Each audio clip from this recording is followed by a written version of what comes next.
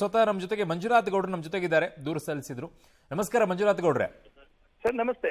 ಏನಾಗಿತ್ತು ನಿಮ್ಗೆ, ಯಾಕೆ ಈ ಅನುಮಾನ ಬಂದಿತ್ತು ಈ ಮಾಲೂರು ಕ್ಷೇತ್ರದ ಬಗ್ಗೆ? ನೀವು ಸ್ಪರ್ಧೆಯನ್ನ ಮಾಡಿದ್ರಿ, ನೀವು ಸೋತ್ರಿ 248 ಮತಗಳಿಂದ. ನಾನ್ ಸೋತಿಲ್ಲ ಸರ್, ಗೆದ್ದಿದ್ದೀನಿ. ಸಾರಿ ನಾನ್ ಗೆದ್ದಿದ್ದೀನಿ. ಇವರು ಟ್ಯಾಬ್ಯುಲೇಷನ್ ಮಾಡ್ಬೇಕಾದ್ರೆ ಎಲ್ಲ ಗಲೀಜ್ ಮಾಡಿ ಸೋಲ್ತಿದ್ರೆ, ಡೆಮೋಕ್ರಸಿನ ಸಾಯಿಸ ಕೊಟ್ಟಿದ್ದಾರೆ. ಅದ್ರ ವಿರುದ್ಧ ನಾನು ಕೋರ್ಟ್ಗೆ ದಾವೆ ಹಾಕಿದ್ದೆ. ಇವತ್ತು ಎಲೆಕ್ಷನ್ ಸೆಟಸೈಡ್ ಮಾಡಿದ್ದಾರೆ. ನೀವು ಈಗ ಇಲ್ಲಿಯವರೆಗೂ ಇದ್ದಿದ್ದು ನೀವು ಸೋತಿರೋ ಅಭ್ಯರ್ಥಿನ, ಪರಾಜಿತ ಅಭ್ಯರ್ಥಿ ಅಂತಾನೆ ಕರಿಬೇಕಾಗಿದೆ. ಈಗ ಅಧಿಕೃತವಾಗಿ ಫಲಿತಾಂಶ ಬರೋವರೆಗೂ ನೀವು ಪರಾಜಿತ ಅಭ್ಯರ್ಥಿನೇ ಅಲ್ಲ. ನಿಮ್ಗೆ ಗೊತ್ತಾಗುತ್ತೆ ಪರಾಜಿತ ಯಾರು, ಗೆದ್ದಿರೋರು ಯಾರು ಅಂತ.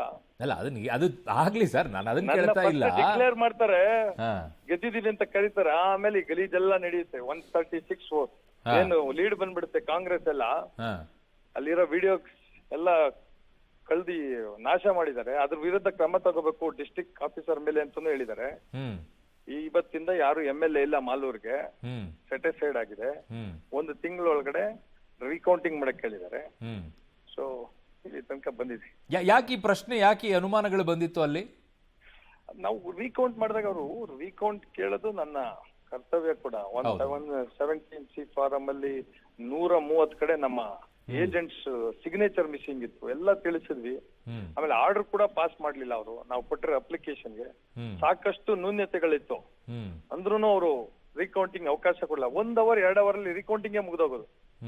ಅದ್ ಯಾಕಷ್ಟು ಗಡಿಬಿಡಿ ಮಾಡ್ಕೊಂಡ್ರೆ ಗೊತ್ತಿಲ್ಲ. ಬೇಕು ಅಂತಾನೆ ಎಲ್ಲಾರು ಇನ್ವಾಲ್ವ್ ಆಗೇ ಮಾಡಿರೋದು. ಇವತ್ತು ಅದು ಬೆಳಕು ಮಾಡ್ಲಿಲ್ವಾ ಅವಾಗ? ಮಾಡ್ಲಿಲ್ಲ ಸರ್, ಮಾಡ್ಲಿಲ್ಲ. ಅದಕ್ಕೆ ಇಲ್ಲಿ ಕೋರ್ಟ್ಗೆ ಹೋಗಿದ್ದು. ರೀಕೌಂಟ್ ಮಾಡಿದ್ಮೇಲೆ ನಾವೆಲ್ಲ ಹೋಗ್ತಾಗುತ್ತೆ. ಈಗ ಪೂರ್ತಿ ನಮ್ಮ ಕೌಂಟಿಂಗ್ ಪ್ರೊಸೀಜರ್ಸ್ ವಿಡಿಯೋಸ್ ಇದೆಯಲ್ಲ, ಅದನ್ನೆಲ್ಲ ನಾಶ ಮಾಡ್ಬಿಟ್ಟಿದ್ದಾರೆ. ಆ ವಿಡಿಯೋಗಳೇ ಇಲ್ಲ, ಈ ವಿಡಿಯೋಗಳೇ ಇಲ್ಲ. ಏನ್ ಹೇಳ್ತು ಕೋರ್ಟ್ ಈ ಬಗ್ಗೆ? ಕೋರ್ಟ್ ಅವ್ರ ಮೇಲೆ ಕ್ರಮ ತಗೊಳಕ್ ಹೇಳಿದ್ದಾರೆ. ಡಿಸ್ಟ್ರಿಕ್ಟ್ ಎಲೆಕ್ಷನ್ ಆಫೀಸರ್ ಮೇಲೆ ಈ ವಿಡಿಯೋಗಳು ಕಳುವಾಗಿರೋದು, ನಾಶ ಆಗಿರೋದ್ರ ಬಗ್ಗೆ ಅವ್ರ ಮೇಲೆ ಕ್ರಮ ತಗೋಬೇಕು ಅಂತಾನು ಹೇಳಿದೆ. ಬಟ್ ಅಲ್ಲಿ ನೋಡಿದ್ರೆ ರಾಹುಲ್ ಗಾಂಧಿ ಅವರು ಮತಗಳತನ ಅಂತ ಹೇಳ್ಕೊಂಡು ಮತಗಳತನ ಹೇಳ್ತದೆ. ನಾನು ಹೇಳಿದ್ದೆ ರಾಹುಲ್ ಗಾಂಧಿ ಅವ್ರಿಗೆ, ಮತಗಳತನ ಆಗಿರೋದು ಮಾಲೂರಲ್ಲಿ, ನೀವ್ ಹೇಳ್ತಾ ಇರೋದು ಸರಿ ಅಂತಾನೆ ನಾನು ಹೇಳಿದ್ದೆ. ಬೇರೆ ಎಲ್ಲೂ ಅಲ್ಲ, ಮತಗಳತನ ಆಗಿರೋದು ಮಾಲೂರಲ್ಲಿ. ನನಗೆ ಸಹಾಯ ಮಾಡ್ರಿ ಅಂತಾನೆ ಕೇಳಿದ್ದೆ ಅವ್ರಿಗೆ. ಯಾರು ಅದ್ರ ಬಗ್ಗೆ ಕಮೆಂಟ್ ಮಾಡ್ಲಿಲ್ಲ ಅವ್ರು. ಹೇಗ್ ಸಾಧ್ಯ ಆಯ್ತು ನಿಮ್ಗೆ? ಈ ವಿಡಿಯೋ ಡಿಲೀಟ್ ಮಾಡಿರ್ಬೋದು, ಅದೆಲ್ಲೂ ಓಕೆ, ರೀಕೌಂಟಿಂಗ್ ಮಾಡಿಲ್ಲ ಓಕೆ, ಬಟ್ ಮಿಸ್ ಎಲ್ಲ ಆಯ್ತು ಅಂತ ನಿಮ್ಗೆ ಅನಿಸ್ತು ಅದರಲ್ಲಿ? ಸರ್ ಏನಾಗಿದೆ, ಟ್ಯಾಬ್ಯುಲೇಷನ್ಸ್ ಅಲ್ಲಿ ಕೌಂಟಿಂಗ್ ಮಾಡ್ಬೇಕಾದ್ರೆ ಇಂಡಿಪೆಂಡೆಂಟ್ ವ್ಯಕ್ತಿಗಳು ಜಾಸ್ತಿ ಇದಾರೆ. 50 ಓಟು 30 ಓಟು 40 ಓಟು ತಗೊಂಡಿರೋರು. ಆ ಓಟ್ಸ್ ನೆಲ್ಲ ಗೆದ್ದಿರೋಂತ ವ್ಯಕ್ತಿಗೆ ಹಾಕ್ಬಿಟ್ಟಿದ್ದಾರೆ.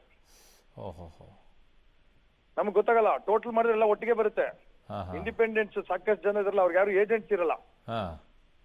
ಕೊನೆ ರೌಂಡ್ಸ್ ಅಲ್ಲೆಲ್ಲ ನಮ್ಮಲ್ಲೆಲ್ಲ ಗೆದ್ದಿದ್ದಾರೆ ಅಂತೆಲ್ಲ ಏಜೆಂಟ್ಸ್ ಎಲ್ಲ ಬಂದು ಈಚೆ ನಮ್ಮನ್ನ ಗಾರ್ಲ್ಯಾಂಡ್ ಮಾಡಕ್ ಬಂದಿದ್ದಾರೆ. ಟ್ಯಾಬ್ಯುಲೇಷನ್ ಆಗ್ಬೇಕು ಅಂತ ಶುರು ಮಾಡಿದ್ರು. ಅವಾಗ್ಲೇ ನಮ್ಗೆ ಡೌಟ್ ಬಂತು.